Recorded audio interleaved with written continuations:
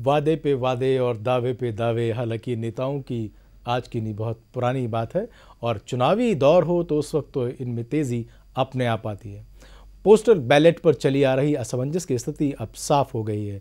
आयोग ने अपने नए आदेश में कहा है कि मतगणना स्थल पर वोटों की गिनती शुरू होने से पहले अब पोस्टल बैलेट को गिनती में शामिल किया जाएगा।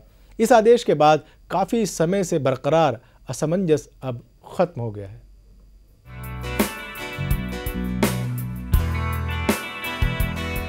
अब अपने घरों से दूर सीमाओं की हिफाजत करने वाले जवानों और सेंट्रल गवर्नमेंट की नौकरी करने वालों के लिए खुशखबरी है। मतदान के लिए तय सीमा के बाद भी अब पोस्टल बैलेट को मतगणना स्थल पर पहुंचाकर काउंटिंग में शामिल करने का फैसला लिया है। इस मुद्दे पर चली आ रही लंबी बहस पर बुधवार को चुनाव आयोग ने अपनी टिप्पणी दी है। चुनाव आयोग ने ये स्पष्ट कर दिया है कि मतगणना शुरू होने से पहले के अंतिम समय तक डाक के जरिए मिलने वाले सभी मतपत्रों को मतगणना में शामिल किया जाएगा। हालांकि इस बारे में सभी आशंकाओं को दरकिनार करते हुए आयोग ने ये अधिकार रिटर्निंग ऑफिसर को दिए हैं। चुनाव आयोग की दलील है कि कानून में ऐसा कोई प्रावधान नहीं है कि पोलिंग बूथ पर वोट डालने के लिए तय किए गए समय के बाद मिलने वाले पोस्टल बैलेट को काउंटिंग में शामिल नहीं किया जा सकता।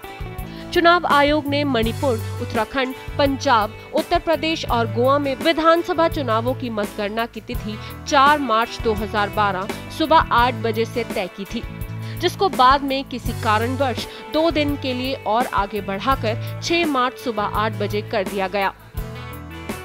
चुनाव आयोग ने 1995 के सुप्रीम कोर्ट के उस फैसले का भी हवाला दिया, जिसमें कहा गया था कि अगर काउंटिंग की डेट आगे बढ़ा दी जाती है तो पहले से तय और बढ़ाई गई डेट के दौरान मिलने वाले पोस्टल बैलेट को भी काउंटिंग में शामिल किया जाएगा।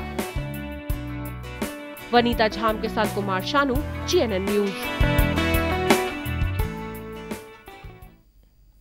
वाकई एक बहुत बढ़िया और बेहतर खबर है कि जो सरहदों पे रहते हैं हमारी हिफाजत के लिए, हमारी सुरक्षा के लिए, वो भी वंचित ना रह सके अपने इस वोटिंग राइट से। ये बहुत ही बढ़िया प्रावधान है। रजनीश, जिस तरीके से हमने न्यूज़ देखी, वाकई जितने भी हमारे जो प्रहरी हैं देश की रक्षा करते हैं, सरहदों पे रहते हैं और तमाम तरीके के मौसमों को बर्दाश्त करते हैं, आखिरकार लोकतंत्र में वो रहते हैं, तो उनका ये जो अधिकार है उसका जो है एक वाकई जिसे कहते हैं कि वज़न जो है वो मापा गया है और उसको जो है पूरी तरीके से जायज़ करार दे दिया गया है। जी बिल्कुल मारूफ, जिस तरह आयोग का ये फैसला आया है ये काफ़ी काबिले तारीफ़ है। बिल्कुल, क्योंकि जितने भी जवान हैं वो सरहद पे रहते हैं, उनसे अगर पूछा जाए तो शायद वो यही बताएंगे कि आज तक वो अपनी ज़िंदगी में कभी वोट का प्रयोग नहीं कर पाए। बिल्कुल, क्योंकि वो सरहद पे रहते हैं, तो इनके लिए खुशखबरी रहेगी, कम से कम वो भी अपने मताधिकार का प्रयोग करेंगे। वो भी जो सरकार या फिर जो भी विधायक बनेगा उसमें उनका भी मत रहेगा, उनका भी रुझान रहेगा कि हम अब इस तरीके से अपने मत से, अपने पोस्टल आर्डर से इस विधायक को चुनना चाहते हैं। उस विधायक को चुनने के बाद आगे की सरकार को भी चुन सकते हैं। बिल्कुल, जब उनका विधायक जीतेगा तो जिसकी सरकार बनेगी तो ये कह सकते हैं कि हम इस अपने वोट के जरिए हमने ये सरकार बनाया। तो ये काफ़ी खुशी की बात है, इसका तहे दिल से शुक्रिया करना चाहिए। बिल्कुल, वाकई स्वागत योग्य कदम है चुनाव आयोग का। मेरी आप दोनों नेताओं से बात हो रही है, जिस तरीके से चुनाव आयोग ने फैसला लिया है, जो लोग, जो जवान हमारी जानों की सुरक्षा करते हैं, हमारे देश की सीमाओं की सुरक्षा करते हैं, लेकिन इस बड़े पर्व से अपने आप को कहीं ना कहीं कटा हुआ, अलग थलग पाते हैं, आखिर इसके बाद वो पूरी तरीके से कह सकते हैं कि वाकई अपने देश की सीमा की सुरक्षा भी हम तय करते हैं और अपने शहर में, अपने इलाके में रहने वाले नेता को भी हम ही तय करते हैं। कितनी बड़ी बात है। जी अजय जी। बिल्कुल सही बात है। अभी तक वो मताधिकार से अपने आप को वंचित समझते थे। जी, इस देश का ऐसा जो हमारा, हम उनको सलूट करते हैं इस मंच से। बिल्कुल, कि सीमाओं पर बरसात हो, बर्फ़ हो, जाड़ा हो, आंधी हो, धूप हो, वो लोग अपने परिवार को छोड़कर देश की हिफाजत में लगे रहते हैं। बिल्कुल, मैं चुनाव आयोग के इस कदम का और ख़ास करके चैनलों का स्वागत करता हूं इस कदम का कि उनको ये मत का प्रयोग दिया। जी अशोक जी। इसमें अपना उनका प्रभाव पड़ता है और उसमें उनको ये लगता है कि आपकी पूरी हिस्सेदारी लोकतंत्र में कायम है। बिल्कुल बिल्कुल अशोक जी। देखिए, भारत के इतने बड़े लोकतंत्र के त्यौहार में जी, और जो भारत की रक्षा के लिए अपना सर्वोत्तम निछावर करने के लिए तैयार रहने वाले सेनाओं को अगर बिल्कुल वंचित रखा जाता है तो ये उनके साथ न्याय नहीं था। बिल्कुल।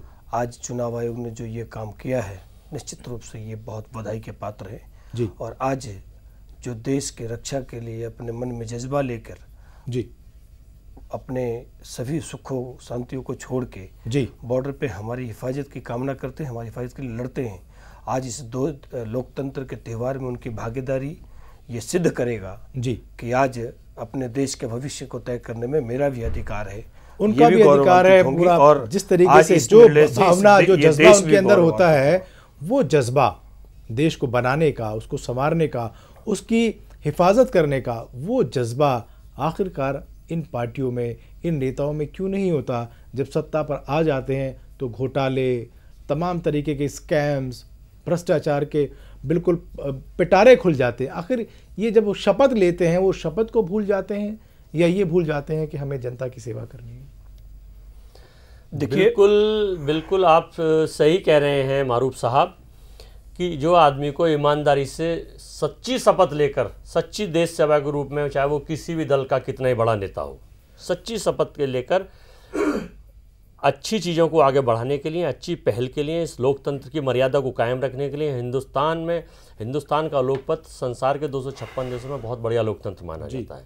लेकिन यहाँ कोई भी पार्टी यदि डिक्टेटरशिप करेगी और इस तरह के लोग किसी भी पार्टी में होंगे तो उनको मैं चाहूँगा कि चैनलों के माध्यम से और लोगों के माध्यम से बहिष्कार किया जाए, चाहे वो किसी भी पार्टी के हो। बहुत बढ़िया। अशोक जी, आपका क्या कहना है?